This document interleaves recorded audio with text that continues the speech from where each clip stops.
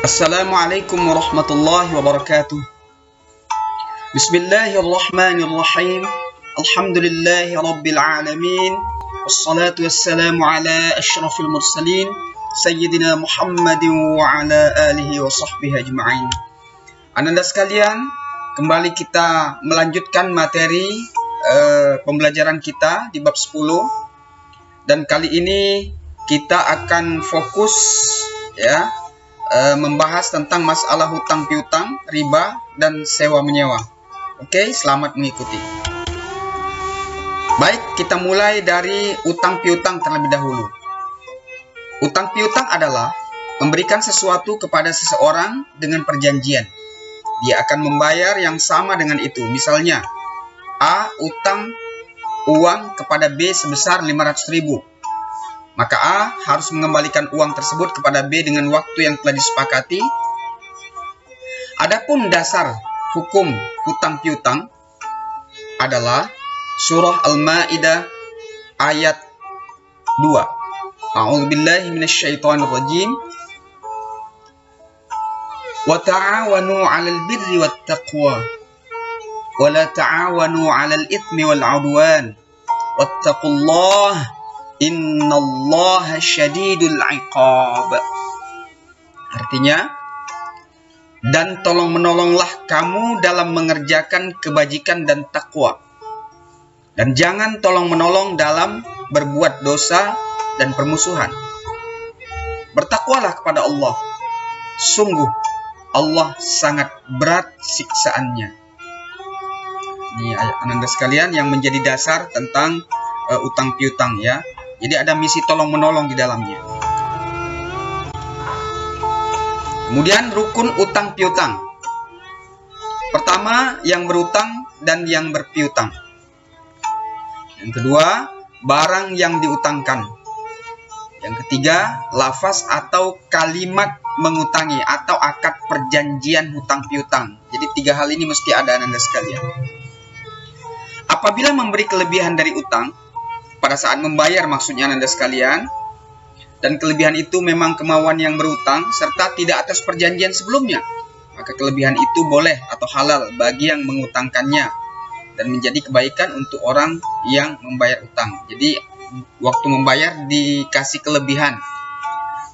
Jadi maksudnya untuk ucapan terima kasih karena sudah ditolong itu boleh. Nah ya.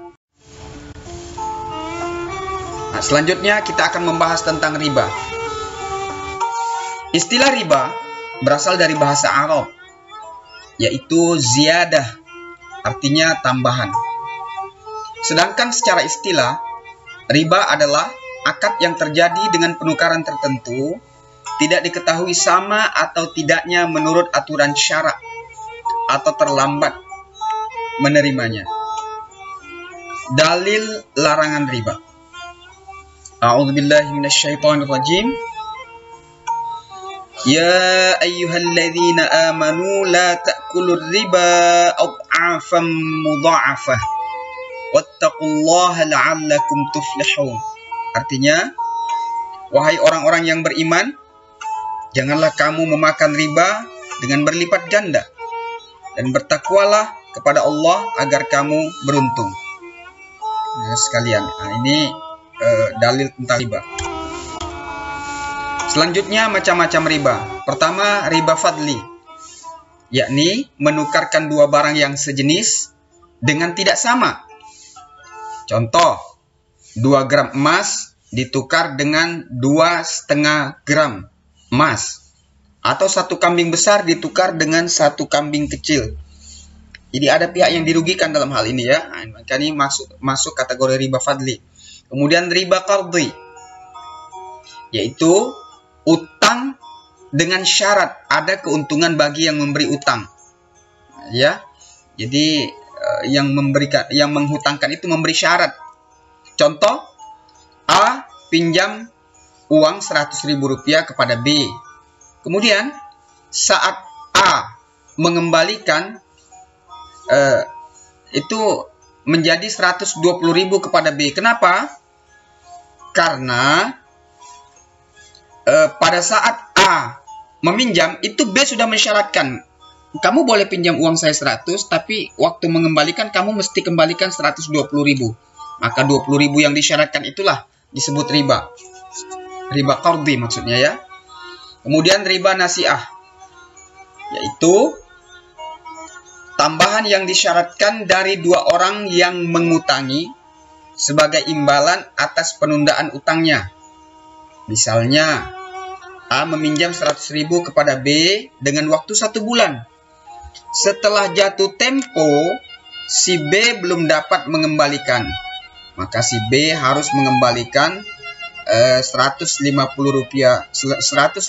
berlebih dari yang ia pinjam karena adanya penundaan waktu tadi. Nah, ini juga termasuk riba. Kemudian ribayat. Riba dengan sebab berpisah dari tempat akad jual beli sebelum serah terima. Misalnya seorang membeli 1 ton kacang hijau. Setelah dibayar, si penjual langsung pergi. Ya. Sedangkan kacang hijaunya belum ditimbang apakah pas atau kurang. Nah, ini termasuk ribayat. Ya. Oke, selanjutnya dampak negatif riba.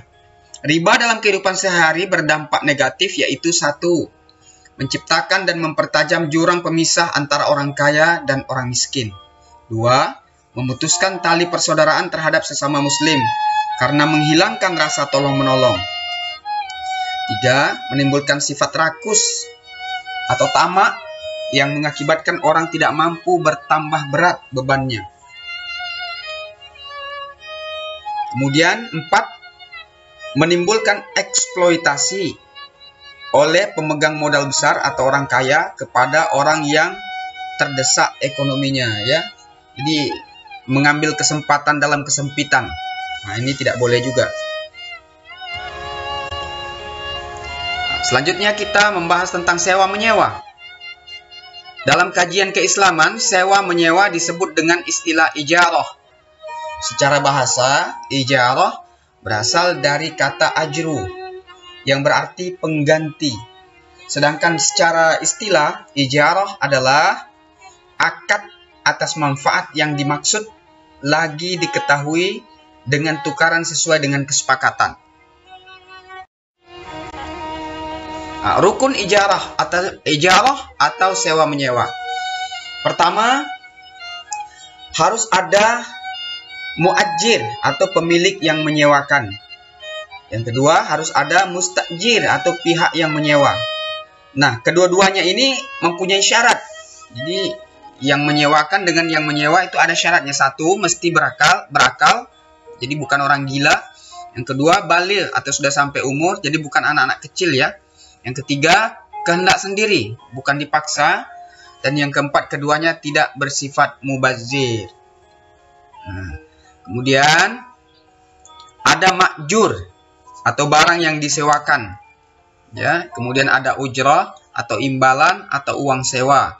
Kemudian ada akad atau ijab kabul serah terima atau kesepakatan untuk sewa menyewa. Kemudian sewa menyewa itu mendatangkan manfaat. Nah, inilah Anda sekalian. Selanjutnya syarat sah sewa. 1. Kedua belah pihak rela, jadi tidak dipaksa. Apabila ada salah satu pihak dipaksa untuk melakukan akad, maka akadnya tidak sah. Yang kedua, mengetahui manfaat barang tersebut dengan jelas guna mencegah terjadinya fitnah atau penipuan ya. Kemudian yang ketiga, barang yang menjadi objek akad dapat diserah terimakan pada saat akad. 4. Barang dapat diserah terimakan termasuk manfaat yang dapat digunakan penyewa. Kelima, manfaat barang tersebut status hukumnya mubah, bukan termasuk yang diharamkan.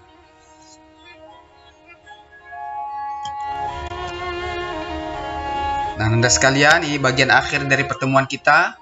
Kembali Bapak ingin memberikan tugas sebagai bukti Ananda telah mengikuti materi ini. Nah, silakan Ananda baca sendiri. Oke, terima kasih. Silakan dikirimkan tugasnya jika sudah dikerjakan. Akhirnya Bapak mohon maaf jika ada hal-hal yang tidak berkenan dan terima kasih atas segala perhatiannya. Bapak akhiri. Assalamualaikum warahmatullahi wabarakatuh.